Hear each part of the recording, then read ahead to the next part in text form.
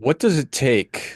What will it take you for you to become financially successful?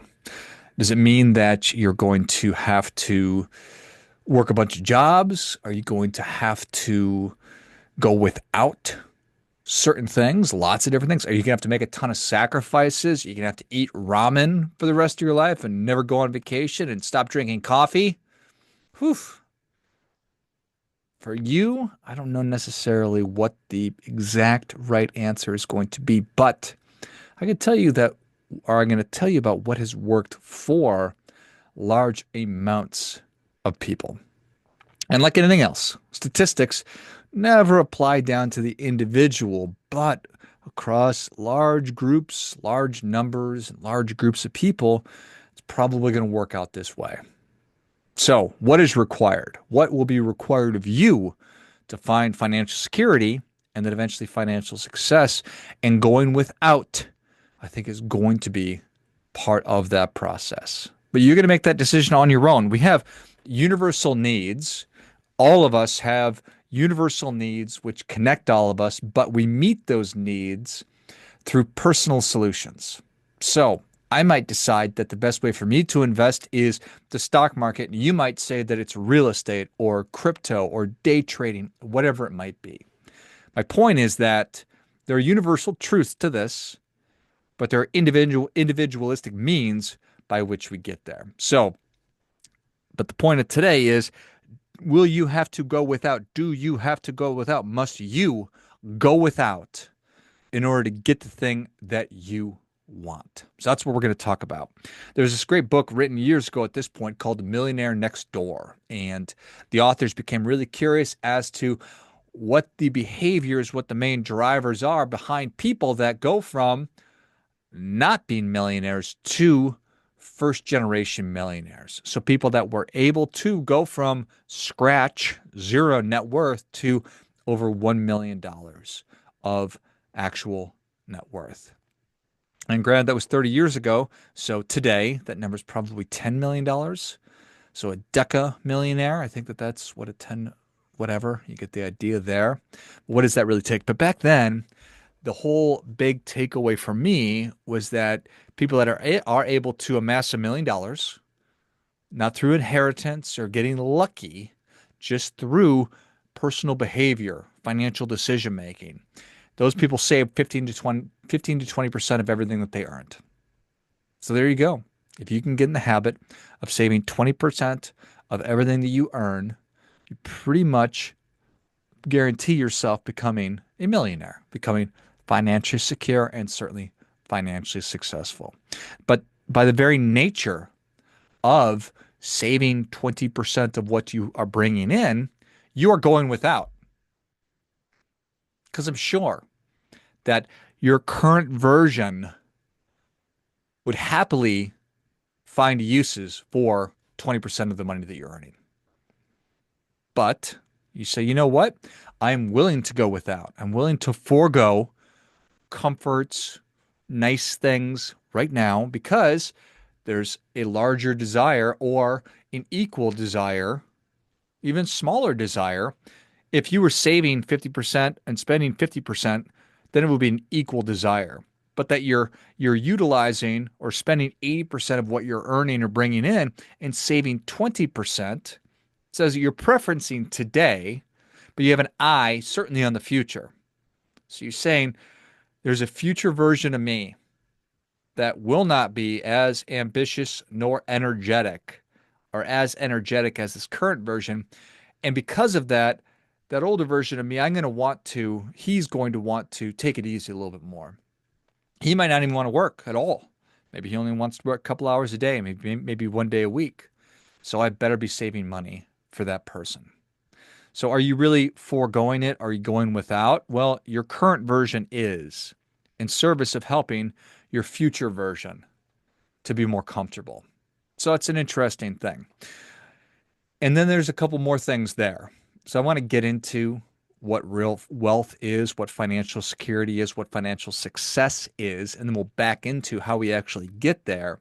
But just to frame the conversation a little bit more, there's two things. Number one is if you are currently not where you want to be or on track to where you want to be with money, you want things to change. And whenever you want things to change, things have to change. If you desire change, a change is necessary. And oftentimes that requires digging out of a hole. I've gotten myself in debt, or simply I haven't saved any money and I'm in my 30s. That's a hole because just to bring these two concepts together, money has time value. That simply means, in this context, the longer we wait to pursue our most important financial goals and objectives, the harder it becomes to reach. So if your parents started saving for you before you were even born, you're in perfect shape. If you started when you were 15, when you got your first job and your first paycheck, and you started paying yourself first and putting 20% of the money you earned away, you write your own ticket.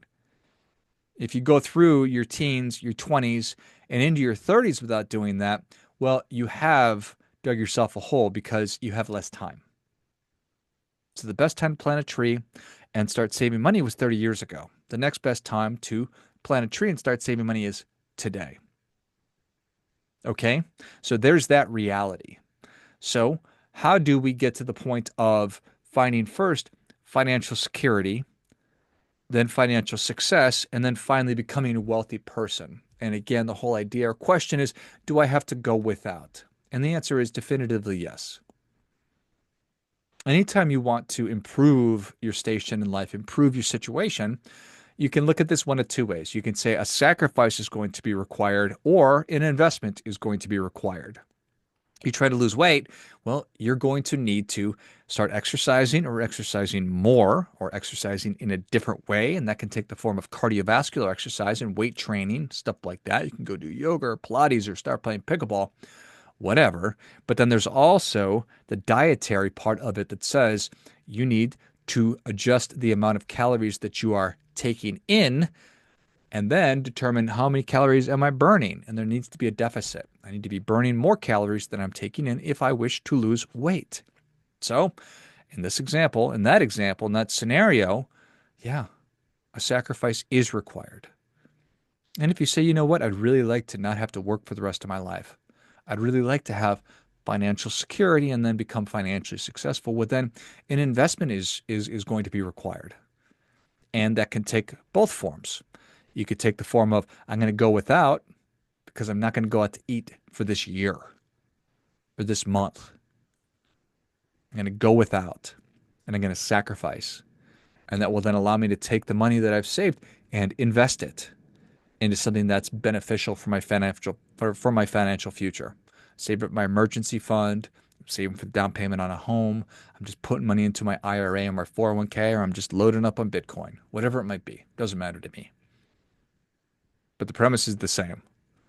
You want something to be different, well, then something has to be different. If you desire change, then change is in fact necessary. And going without, I think without question, is going to be a through line for all of this. So none of this is easy.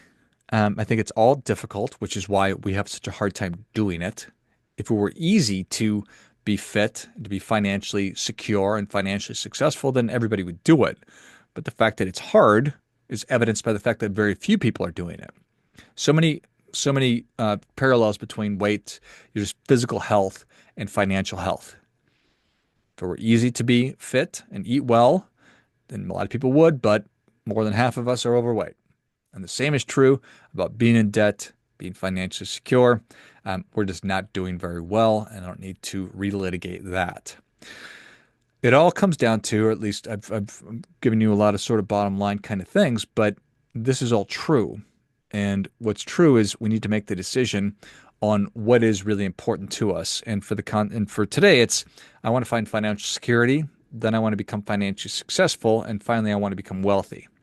So for financial security and for each one of these things, it's important that we define what that really means.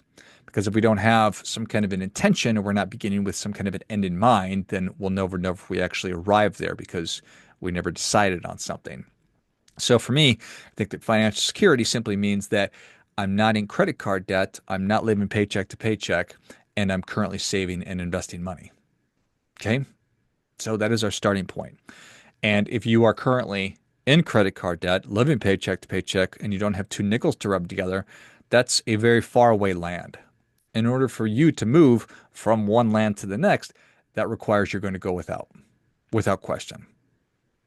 So we need to make good decisions on how we're allocating our most valuable resources, our MVRs, time, attention, energy, and money. These are valuable because they're scarce, and we need to make good decisions about how it is that we're allocating them. Thomas Sowell famously said, there's no solutions, there's only trade-offs. So when you're saying yes to one thing, you're saying no to everything else. But when you say no to everything, you are available to say yes to whatever it is that you want.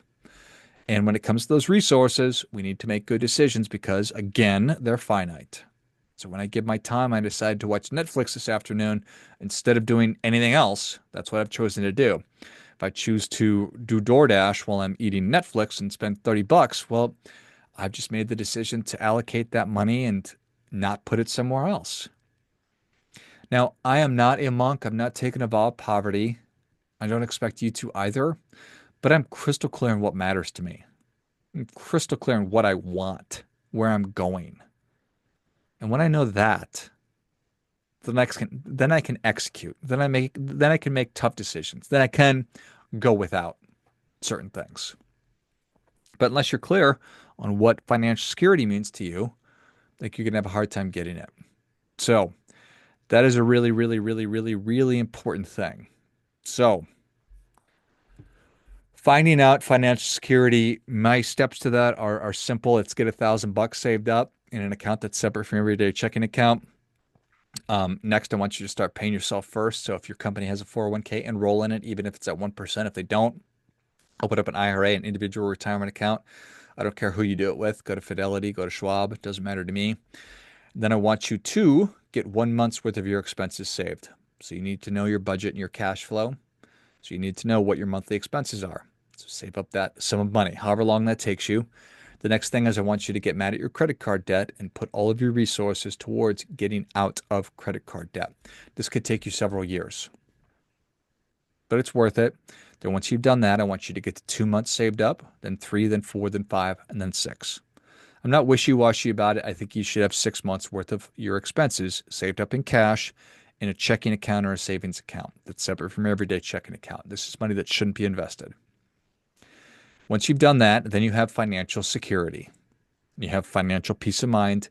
I think that you can define that or say that because you're no longer stressed the way that you were with money before. When you're in credit card debt, you're moving money around to try to make it all work. You're trying to figure out how to get your bills paid. That's extremely stressful. Financial anxiety is a real thing. It's terrible. Credit card debt's terrible. All of it's bad. But what you've done over the course of that year or several years is you've been paying yourself first the whole time. You're now out of credit card debt. You've been saving money. You've got 6 months worth of cash. So you've proven to yourself that you can stick to plans. You can execute. You can go without. You can decide, I'm going to override my short-term desire to consume either food or buy stuff or whatever. I'm going to override my short-term desire with my long-term desire. And that's going without.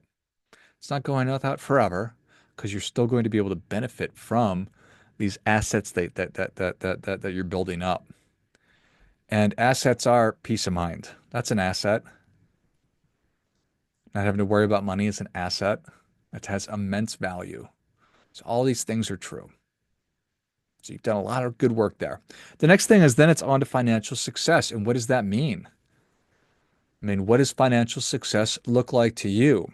It could be really simple. It could be like I can go out to eat whenever I want. And when I do go out to eat, I can order whatever I want. It means like we can go on vacation and we don't need to worry so much about overspending. We're not going to go on a crazy vacation or anything like that, but we can go and do nice things. I can have a nice car. I can use and have a nice house. I can do these things. So, is that financial success? Well, it can be, but you just need to decide. You need to define what that really means to you and be really honest with yourself. So, in order to do that, in order to maintain, that still means you have to go without. It still means you need to make good decisions about how it is you're allocating your most valuable resources. Because what got you to this place was making good decisions, and teaching and trusting yourself that I am capable of deciding to do something and then executing on this plan. So it doesn't mean we're going to throw all of that away just because we found financial security and we're doing well. Doesn't all of a sudden mean we're going to act like a drunken sailor and go blow all of our money. And I don't think that it will. But it's important that we're thoughtful of these things. So the next thing is then, what is financial success to me? What does that look like? How does that actually show up? And so long as I'm being thoughtful about that and I'm keeping my budget and I'm managing my cash flow and making decisions about and thinking intentionally about larger purchases, then I think that you're totally fine. Then the next step is how do I actually become wealthy? And then it's the same thing. It's defining and thinking about what wealth is to me, because certainly wealth to me is different than wealth to Elon Musk or Jeff Bezos or somebody who's worth, $100 million, which I certainly am not. Um, but that doesn't mean that my definition of wealth is going to be different than those people's. Um, but again, universal needs and personalized ways of meeting those needs. And this is as personal a decision as you can make. And why wouldn't it be? Why wouldn't you think long and hard and deeply about what it really means to be wealthy? What does it mean to be wealthy? And then the next thing is, would you rather be wealthy or do you simply want to appear to be wealthy? Because those are two very, very, very, very, very different things. And one of the hallmarks of the millionaire next door that I talked about at the beginning was simply that these are people who are not flashy. These are people who do not spend money on conspicuous consumption. They don't spend money on fancy clothes and handbags and flashy jewelry and flashy cars and houses that are too big.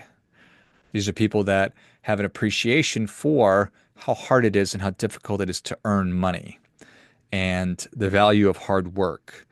And therefore, do not treat money frivolously and do not spend money frivolously.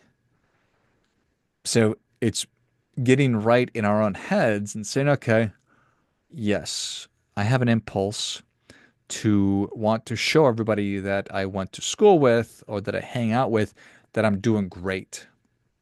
Everybody that I play golf with, I want them to know that when I get out of my car, it's a fancy, nice car, and I'm looking like things are going great, and they see my watch, they see my shoes, and da da da da da. Okay, maybe, maybe not. Most of the really wealthy people I know could care less about that kind of thing. And that to me makes sense.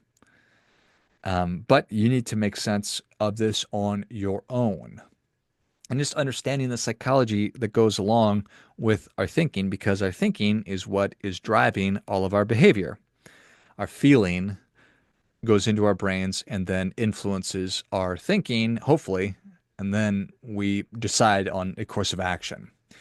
And the reality is that 95% of our daily thoughts are repetitive. That means we think about the same stuff over and over and over again. And of those, about 12% are comparison. So we're comparing ourselves. So 10% of the time, we're going through the same exercise because if 95% of our thoughts are the same and 12% of those thoughts, of all of our thoughts, are comparing, when you boil it down, we're just thinking about the same stuff over and over again. And so I think that, like anything else, that once you become aware of our patterning and the way that our brains work, then there's the opportunity to change that. And that's what I advocate that we do. I advocate that you make the decisions on what you believe wealth to be. You make decisions on how a wealthy person behaves with money and allocates money and spends and saves and invests in all these things, because that is what the opportunity is. That I don't want you to fall victim and fall into the trap of trying to keep up with the Joneses or the Kardashians and to do things just based on what your perceptions are and your concern about or your thought on what other people are going to think of you. Because this is stuff that you know, but we need to be reminded of that. that unless these people are paying your bills and investing in your 401k or your portfolio or whatever, then what they think of you is none of your business at all. And since they're not doing it, let's just jump ahead to that. What other people think of you is none of your business. It's none of your business. None of your business. So it benefits us to stop worrying about it. Time, attention, energy, money. These are our most valuable resources. Throw in your health, time freedom, our relationships. It all goes to these are the things that are most valuable in my life. And therefore, having more of these things makes me a wealthier person. So I think that these are the kinds of conversations that I advocate that you have. Define financial security, define financial success. And then once you reach those two things, you can look around again and say, okay, I'm on the precipice, and I think I can reach levels of wealth that I never thought that I could. So those are some important conversations to have. The thing about financial planning is if you don't have any financials, it's tough to plan. But once you have financials, then there's a lot of opportunities to do planning and to do planning that you maybe had never considered before. But these are all just different levels. And as you continue to step up, there's different concerns, different considerations.